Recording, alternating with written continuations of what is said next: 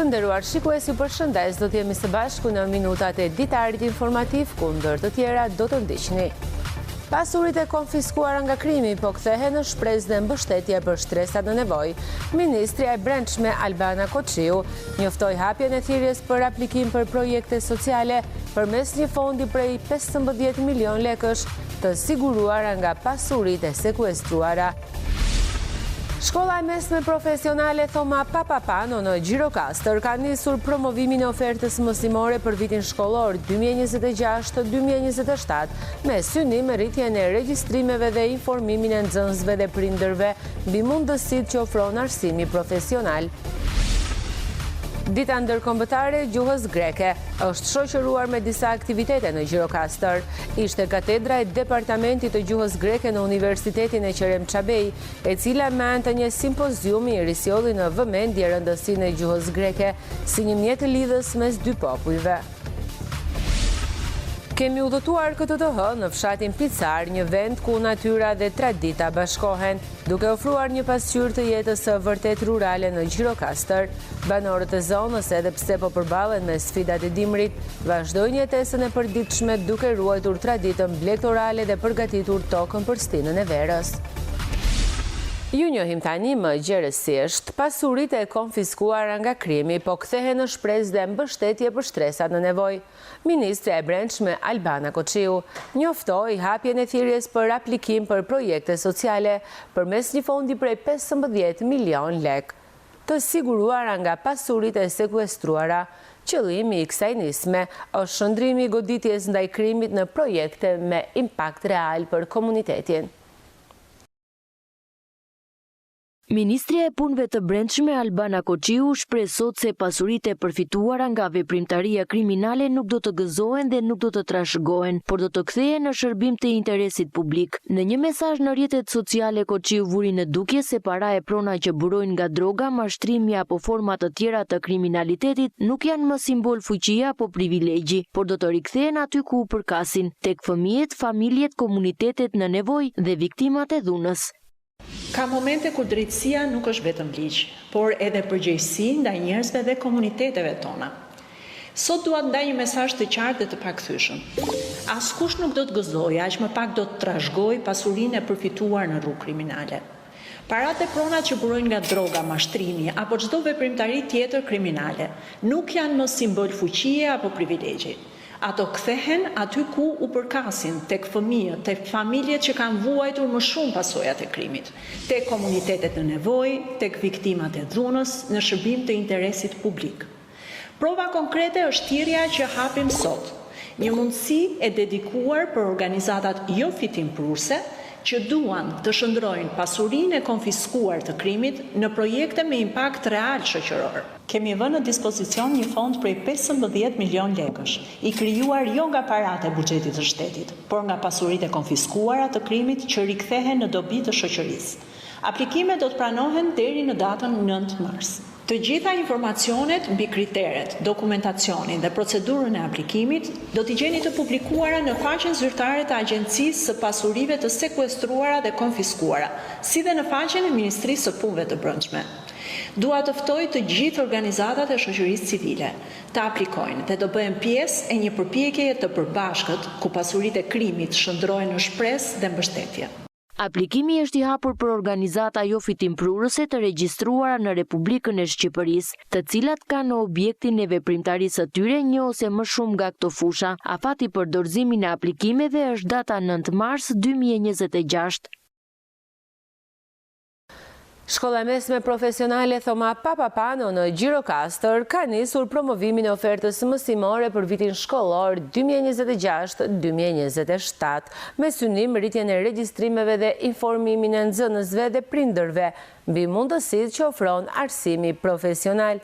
Me orientim drejt nevojave të tregut të punës, shkolla synon të mbetet një pikë referimi për arsimin profesional cilësor në rajon. Arsimi profesional mbetet një nga shtyllat kryesore për përgatitjen e të rinjve të aftë dhe konkurrues në tregun e punës. Në këtë kuadër, shkolla e mesme profesionale Thoma Papapano në Gjirokastër ka nisur përgatitjet për procesin e promovimit të ofertës mësimore për vitin shkollor 2026-2027, me synim rritjen e regjistrimeve dhe informimin sa më të plotë të nxënësve dhe prindërve. Drejtuesi e këtij institucioni Renata Poleri bën të ditur se procesi i promovimit është konceptuar si një komunikim i drejt për drejt dhe transparent me komunitetin përmes strategjive bashkëkohore dhe kanaleve të ndryshme të informimit. Muaj i shkurt është muaj që starton dhe procesin e promovimit të shkollave profesionale. Dhe në këtë kuadër patjetër që ka startuar dhe procesi i promovimit në shkollën e mesme profesionale Thoma Papapano në Gjirokastër.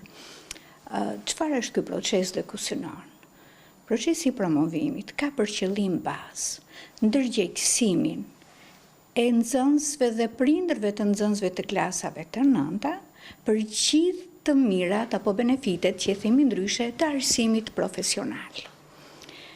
Qëllim kryesor tjetër është prezantimi i ofertës tek këta nxënës, por jo vetëm tek ta, po dhe tek prindrit e tyre, sepse ata janë në një moshë që akoma nuk e kanë pjekurinë e duhur për të vendosur për vazhdimin e formimit të tyre profesional. Pra do të zgjedhin një arsim të mesëm të përgjithshëm apo do të zgjedhin një arsim profesional. Në fund të edicionit informativ do të ndiqni një material të zgjeruar rreth shkollës profesionale Thoma Papapano në Gjirokastër. Kalojmë tani në një tjetër informacion. Dita ndërkombëtare e gjuhës greke është shoqëruar me aktivitete në Gjirokastër. Ishte katedra e Departamentit të Gjuhës Greke në Universitetin e Qerem Çabej, e cila me anë të një simpoziumi risjolli në vëmendje rëndësinë e gjuhës greke si një mjetlidhës midis dy popujve. Në kuadër të ditës botërore të gjuhës greke në Universitetin e Qerem Çabej në Gjirokastër, u zhvillua një aktivitet kulturor dhe akademik i organizuar në bashkëpunim me Konsullatën e Përgjithshme të Greqisë në Gjirokastër dhe Departamentin e Gjuhës, Letërsisë dhe Qytetërimit grek. Aktiviteti kishte për qëllim promovimin e gjuhës greke si një nga gjuhët më të vjetra të qytetërimit botëror, si dhe forcimin e dialogut kulturor dhe akademik mes dy vendeve. Sot festojmë ditën botërore të gjuhës greke, një ditë jo për të nderuar gjuhën greke si gjuhë të kombit grek, por për të festuar ndikimin që pati greqishtja në zhvillimin e mendimit të njerëzimit, në zhvillimin e shkencës, në zhvillimin e demokracisë. Si vjetë Departamenti i Gjuhës dhe Letërsisë greke në Universitetin e Gjirokastrës mendoi ta organizoj pak më ndryshe aktivitetin, të jetë sa më shumë në shërbim të mësuesve të shkollave të minoritetit, të cilët përballen përdita me sfidën e mësimdhënies të gjuhës greke. Këtu gjuha dhe kultura nuk ruhen thjesht si trashëgimi, por jetojnë përmes brezave të rinj. Për komunitetin grek në Shqipëri, arsimi në gjuhën amtare është një drejtë themelore dhe një pasuri e çmuar. Si përfaqësuese e shtetit shqiptar, dua të theksoj se mbështetja e arsimit në gjuhën amtare të minoriteteve është një angazhim i vazhdueshëm dhe i sinqert.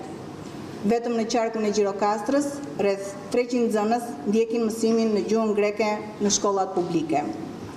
Ne e mbështesim këtë proces sepse është i drejtë, sepse forcon identitetin dhe ndërton ura komunikimi dhe miqësie mes komuniteteve. Të pranishëm në këtë aktivitet, pedagog vendas dhe grek vlerësuar rëndësinë e gjuhës dhe kulturës greke. Në vitin 1866, një mendjendritur shqiptar i quajtur Jani Vreto përktheu dhe botoi në Stamboll një gramatik në gjuhën shqipe të greqishtës së folur në atë periudhë. Pas Jani Vretos, një tjetër nxënës i Zosimes, poet i madh kombëtar i shqiptarëve në infrashje. Në vitin 1886, Naimi boton dëshirën e vërtet të shqiptarëve, poemën në greqisht, o alicis pothos ton Albanon. Aty Naimi thot që ne me fqinjët ballkanik, me grekët, me slavët e me çdo tjetër, duam të jetojmë në harmoni të plotë, veç duke respektuar të drejtat e njëri tjetrit. Pas kësaj, në vitin 1896, pra pas 10 vjetësh, përsëri Naimi i cili ka merakun e Shqipes e tjera, përkthen për herë të parë në letrat shqipe, përkthen rapsodinë e parë të Iliadës së Homerit, të Omirit. Në vitin 1926, pra plot 100 vjet nga dita e sotme, botohet në Tiranë për herë të parë me nismën e Mithat Frashit, që ishte njeri i letrave, e donte librin, botohet pra për herë të parë fjalori greqisht-shqip i Mark Boçarit.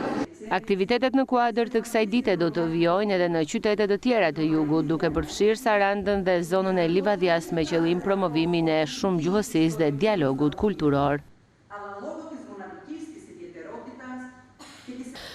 Qeveria shqiptare ka akorduar 76 milion lek për Bashkitë Finiq dhe Delvin për dëmshpërblimin e dëmeve të shkaktuara nga zjarret e verës së kaluar, duke mbështetur banorët dhe bizneset e prekura. Fondet do të përdoren për rikuperimin e banesave, fermave dhe aktiviteteve ekonomike bazuar në vlerësimet e komisioneve vendore. Bashkia e Finiqit dhe ajo Delvinës marrin mbështetje të konsiderueshme për t'u shpërndarë në banor dhe biznese të territoreve të tyre që pësuan dëme të mëdha nga zjarret e verës së kaluar. Për rikuperimin e këtyre dëmeve, sipas nënprefektit të Sarandës Kristaq Kiço, shkojnë përkatësisht për Bashkinë e Delvinës 36 milion lek dhe për atë të Finiqit rreth 40 milion lek.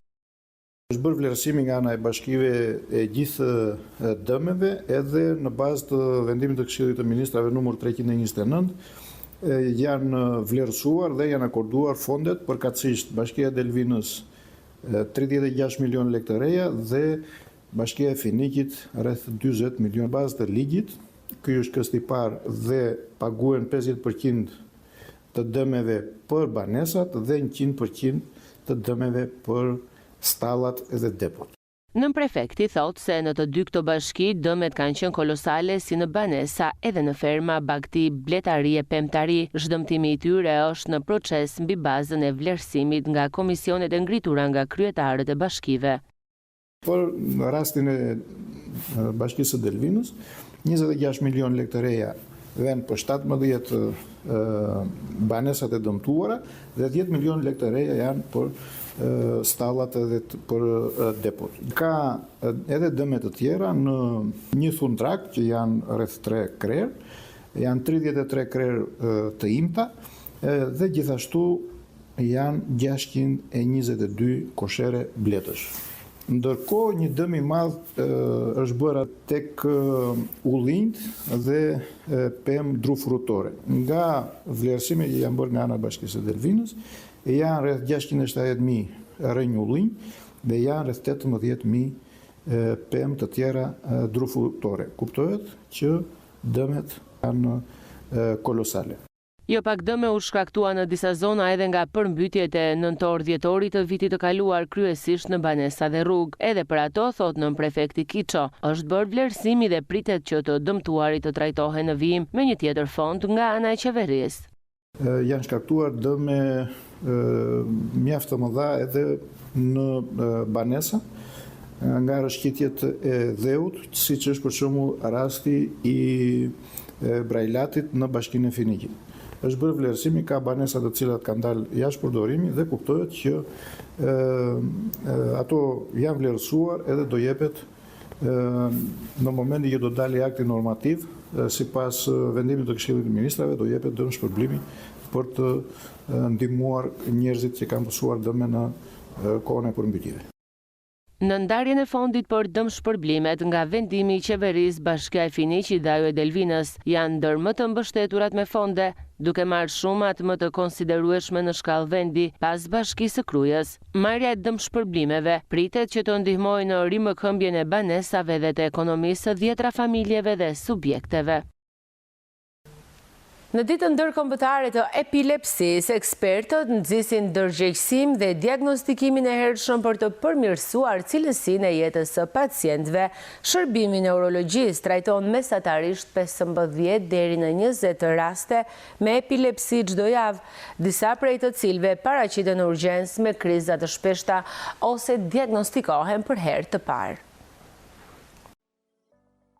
Epilepsia mbetet një nga sëmundjet neurologjike kronike më të përhapura, e karakterizuar nga kriza të përsëritura që shkaktohen nga shkarkesa elektrike të pakontrolluara në tru. Mjekja neurologe pranë shërbimit të neurologjisë në Qendrën Spitalore Universitare Nën Tereza, Dra Aida Quka, thot se pavarësisht përparimeve në trajtim, informimi dhe ndërgjegjësimi i publikut vijon të jetë thelbësor për diagnostikim të hershëm dhe përmirësimin e cilësisë së jetës së pacientëve. Epilepsia është një sëmundje kronike neurologjike e karakterizuar nga shfaqja e përsëritur e krizave epileptike në mungesë të një shkaku tjetër, që mund të jetë një shkak metabolik, infeksioz apo një sëmundje tjetër e mbivendosur. Epilepsia është një sëmundje shumë e shpeshtë me një prevalencë që shkon tek 5 deri në 6 banor për 1000 banor. Prek më shumë grup moshat e reja dhe të moshuarit. Të moshuarit ka një pikë tjetër të sëmundjes, pasi vetë truri vjen duke u degeneruar, shfaqen më shumë sëmundje dhe këto shkaktojnë fillimin e epilepsisë edhe në këto mosha.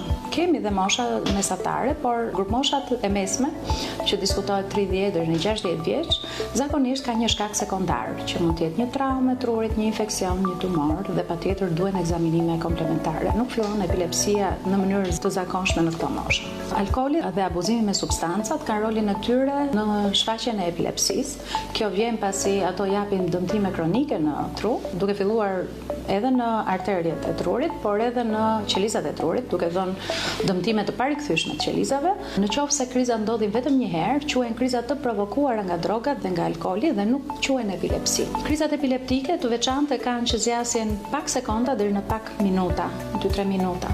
Në qoftë se kriza zgjat mbi 5 minuta, kriza epileptike përbën një gjendje shumë të rëndë që është statusi epileptik dhe është një emergjencë neurologjike që duhet trajtuar në spital. Thuhet ka epilepsi dhe e mban gjysmore. Këto nuk janë epilepsi, janë kriza jo epileptogjenike, zakonisht me natyrë funksionale ose psikogjene, me natyrë psikologjike, dhe duhen diferencuar nga epilepsia e cila zë kriza të vogla. Kriza epileptike kemi dhe kriza pa humbje të vetëdijes me shenja të lehta, si për shembull mund të jetë mpirje e dorës, mpirje e këmbës, ndjesi ankthi ose përshkellimin epigastër, një ndjesi konfuzionale, një halucinacion, ose thjesht lëvizje të pakontrolluara të dorës dhe këmbës, por gjithmonë kozgjatja është e shkurtër. Paragjykimet dhe stigma ndaj këtyre personave shumë e lartë dhe shpesh ne, sidomos pacientët që vuajnë që në mosha të vogla, ndihen të përjashtuar nga shoqëria, pikërisht për faktin se konsiderohen si njerëz të sëmur, të paaft për të jetuar një jetë shoqërore. Edhe tek punësuarit kemi po të njëjtën gjë. Shpesh humbasin vendin e punës. Kjo është një sëmundje plotësisht e trajtueshme, duhet ta trajtojmë si gjithë sëmundjet e tjera. 60% e pacientëve mundet të përfitojnë shumë mirë nga mjekimi, me mjekime mund të kenë një jetë pothuajse normale dhe duhen inkurajuar që të diagnostikohen dhe të trajtohen siç duhet dhe të integrohen në shoqëri siç duhet. Sipas të dhënave mjekësore, prevalenca e epilepsisë në Europë llogaritet rreth 5.5 deri në 6.5 raste për 1000 banor, ndërsa nga një studim i disa kohëve më parë në Shqipëri ka një prevalencë me rreth 14 raste për 1000 banor, që mund të lidhen me sëmundshmërinë më të madhe foshnjore dhe nivelin e ulët të shërbimit shëndetësor në fshatrat e thella. Kemi udhëtuar këtë herë në fshatin Picar, ku natyra dhe tradita bashkohen duke ofruar një pasqyrë të jetës së vërtet rurale në Gjirokastër. Banorët e zonës, edhe pse përballen me sfidat e dimrit, po vazhdojnë jetën e përditshme duke ruajtur traditën blegtorale dhe duke përgatitur tokën për stinën e verës.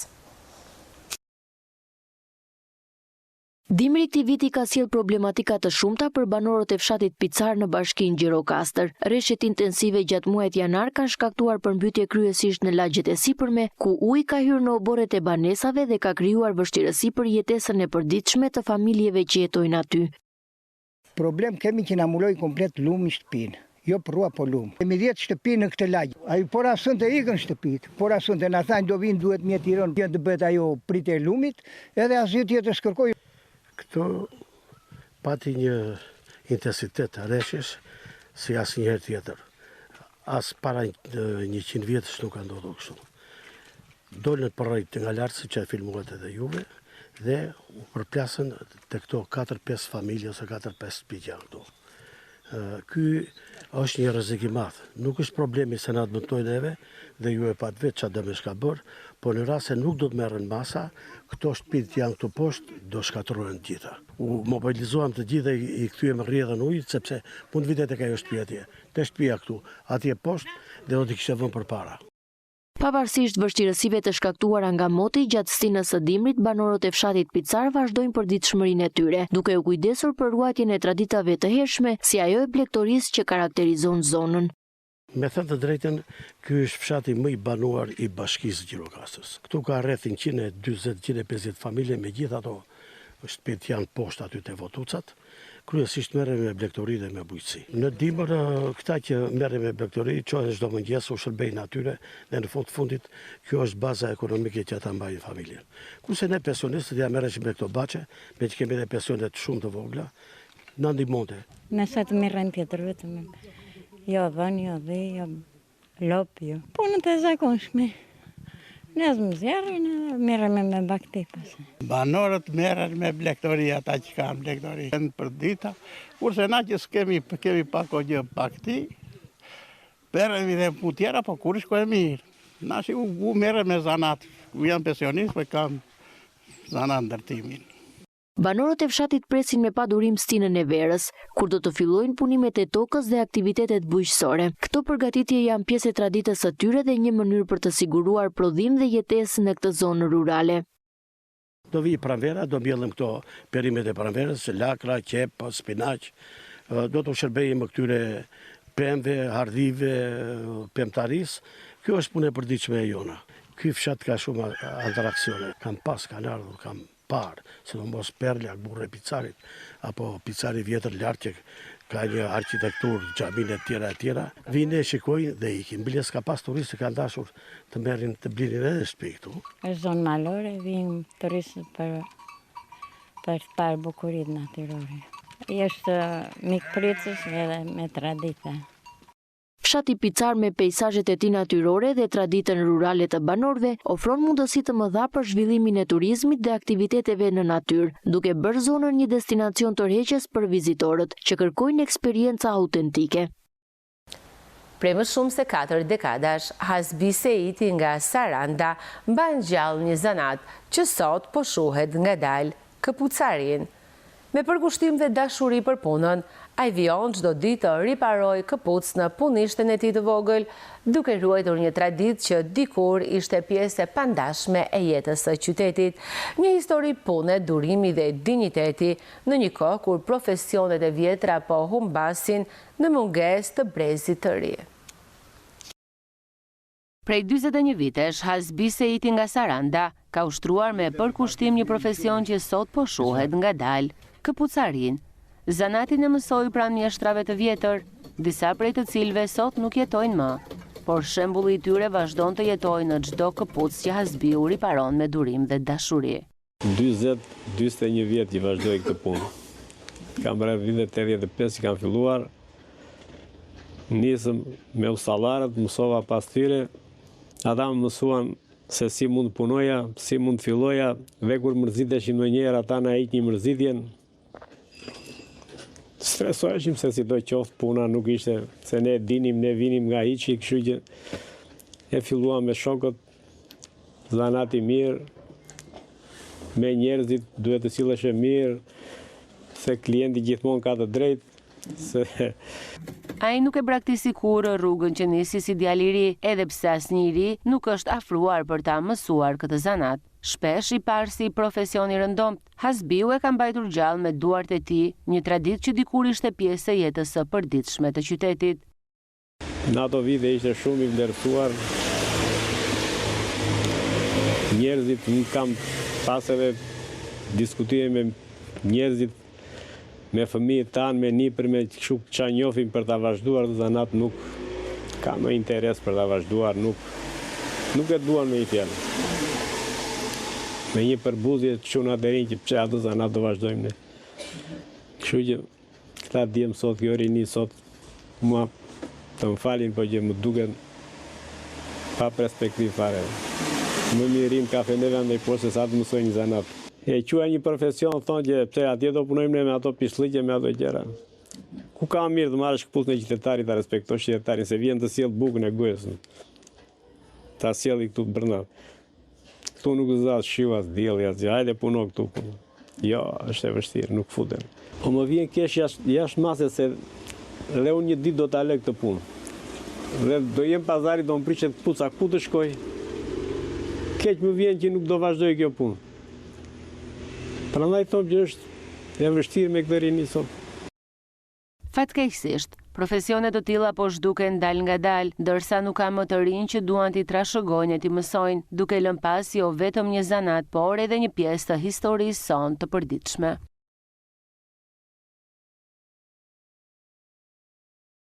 Drejtoria vendore e policisë në Gjirokastër ka referuar në prokurori disa raste për vepra të ndryshme penale të konstatuara në territorin e qarkut. Në Gjirokastër ka nisur procedimi penal për një 65 vjeçar, pasi gjatë kontrolleve të përbashkëta me OSHE-n në banesën e tij u konstatua ndërhyrje në aparatin matës energjisë elektrike. Në Tepelen, një 17 vjeçar nga Hormova po hetohet pasi ka hedhur një send të fortë në rrugë, duke dëmtuar aksidentalisht një të mitur, i cili ndodhet jashtë rrezikut për jetën. Nëpërmjet procedim penal për një shtetas që dyshohet se ka vendosur materiale në një objekt në pronësi të një shtetaseje tjetër. Në Memalia janë proceduar 2 shtetas për konflikte pronësie dhe dhunë me sende të forta, si dhe një ish inxhinier zbatues, i cili dyshohet se ka hedhur inerte në tokë private gjatë punimeve rrugore. Ndërkohë në Dropull Libohov, një 58 vjeçar, u procedua pasi u gjet dhe sekuestrua një armë gjahu pa leje.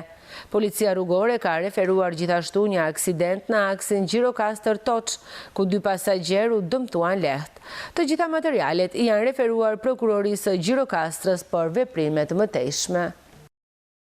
Të nderuar shikues, kemi mbritur në fund të ditarit informativ. Dua t'ju rikujtoj edhe një herë se pas siglës përmbyllëse do të ndiqni një material të zgjeruar rreth shkollës së mesme profesionale në Gjirokastër, Thoma Papapano.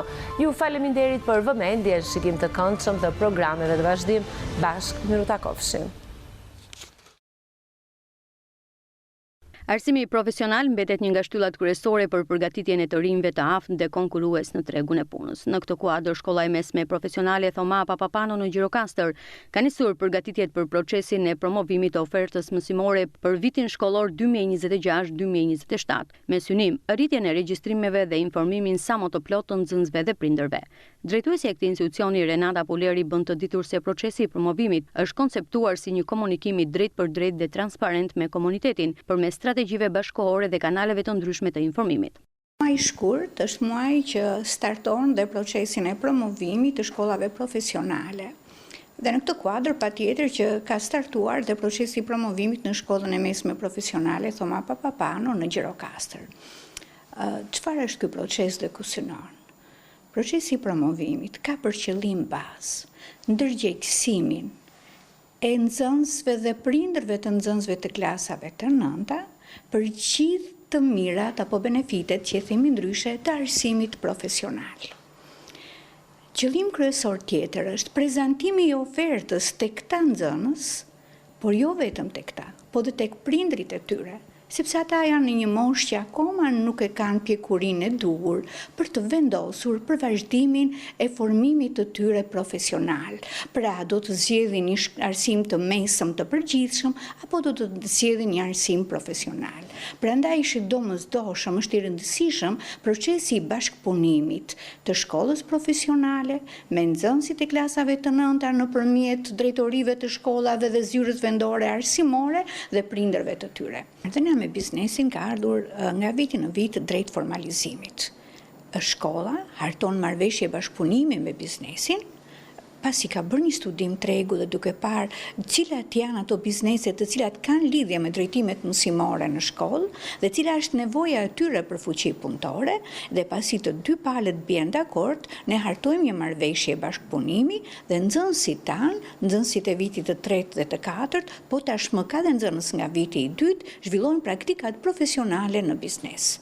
Biznesi jo vetëm që merret, themi me të mësuarin e aftësive praktike të këtyre nxënësve, por ata ndjekin dhe politikat e tyre të rekrutimit. Dhe një pjesë e mirë e nxënësve sapo mbaron vitin e 4 mund të filloj punën atje, punën me kohë plot, ndërsa gjatë kohës që ata ndjekin studimet, ata punojnë dhe në kohën e lirë pas mësimit dhe paguhen nga biznesit. Një vëmendje e veçantë sipas drejtueses së shkollës i kushtohet edhe përfshirja e vajzave në profilet profesionale, duke thyer stereotipet dhe duke nxitur barazi në arsim dhe punësim. U thye tabuja pas shumë viteve ndërprerje. Kuptohet, vitet 97 sollën që numri i vajzave në shkollën industriale pati deri në vitin 99 një vajzë dhe pastaj për shumë vite deri në vitin 2012 që erdhën 2 vajzat e para nuk kishim vajza. Pasi mbaruan ato 2 vajza, para 2 viteve ne patëm regjistrimin e 5 vajzave në shkollën e mesme profesionale. Nuk themi që e kemi thyer tabu. Akoma është një tabu, akoma nuk po e ndjejnë të themi familjarët e fëmijëve që janë në klasën e 9, sidomosdoshmëri shkollimin e vajzave të tyre në shkollë profesionale që t'i japin një profesion. Për arsye se tashmë ne kemi 2 degë që janë përtej krijimit të stereotipeve, po janë 2 degë që janë vërtet shumë të mira për vajzat, që është dega hoteleri turizëm, është dhe dega teknologji, informacioni dhe komunikimi.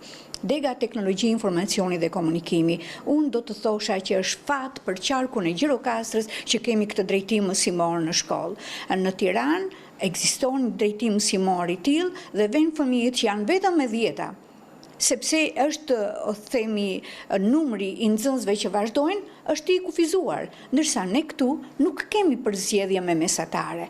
Është e hapur për çdo fëmijë që e ka hobi, e ka qejf të vazhdojë studimet në fushën e teknologjisë së informacionit. Pavarësisht përfitimeve të shumta, arsimi profesional përballet ende me sfida të lidhura kryesisht me perceptimin e gabuar që ekziston në një pjesë të shoqërisë. Megjithatë, drejtuesit e shkollës theksojnë se këto bariera po kapërcehen gradualisht palë rezultateve konkrete dhe historive të suksesit të nxënësve të diplomuar. Si shkollë kemi objektivat tona. Arsimi profesional ka objektivat e veta. Në qoftë se ka qenë si objektiv kryesor, përthithja e 17% të nxënësve të klasave të 9 në arsimin profesional, kjo tashmë është rritur. Pra, objektivi ynë është që më shumë se 17% të nxënësve të arsimit 9 vjeçar që mbarojnë klasën e 9 të përthithen në arsimin profesional. Po pse do të thoni ju duhet vinë nxënësi në arsimin profesional? Cila është oferta? Pra çfarë ofron kjo shkollë? Kjo shkollë për vitin shkollor të ardhshëm 2026-2027 ofron 4 procese, 4 oferta mësimore që tashmë janë në vazhdimsi, që është shërbime në mjete transportit, termohidraulik, teknologji, informacioni, komunikimi, hoteleri, turizëm. Por ndërkohë është e hapur edhe mundësia për të regjistruar në elektroteknik. Për arsye se të gjitha këto drejtime mësimore që ne thamë, janë drejtime mësimore që kërkohen nga tregu. Tregu ka uri, tregu ka nevojë për profesionistë. E pra këta profesionistë përgatiten në këtë shkollë. Prandaj themi që kjo shkollë ofron njerëz që e kanë të sigurt të ardhmen e tyre. Pas përfundimit të kësaj shkolle, ata direkt mund të kalojnë në tregun e punës ose ngrihen në karrierë duke vazhduar studimet në shkollat e larta. Nxënësit dhe prindrit po informohen për ofertën mësimore përmes fushave informuese, vizitave në shkollë dhe kanaleve të ndryshme të komunikimit, me qëllim që të bëjnë zgjedhje të informuara për të ardhmen. Ndaj dhe Puleri thotë se mesazhi është i qartë. Arsimi profesional është një investim i drejt për drejt në të ardhmen e të rinjve. Renata, dhe një pyetje të fundit ose ndoshta dhe një thirrje të fundit për të gjithë, ndoshta këtë herë dua për prindrit e fëmijëve të klasave të 9-ta, pse ata duhet të zgjedhin këtë shkollë? Është një fakt që unë do ta them. Në përgjithësi, nxënësit që janë në klasën e 10, shumica e tyre janë fëmijë të ish nxënësve të kësaj shkolle. Dhe kjo do të thotë që ata e kanë parë lezetin e përfundimit të studimeve në këtë shkollë. Kështu që unë do të bëja thirrje prindërve të tjerë. Mendoni seriozisht për të ardhmen e fëmijëve tuaj. Mendoni për sigurinë e tyre nesër në vazhdimsinë e punësimit të tyre. shkolla profesionale krijon vërtet një punësim të sigurt. Me vizion, fleksibilitet dhe orientim drejt nevojave reale të tregut të punës, shkolla e mesme profesionale Thoma Papapanu në Gjirokastër synon të mbetet një pikë referimi për arsimin profesional cilësor në rajon, duke ofruar një rrugë të sigurt drejt karrierës dhe zhvillimit personal.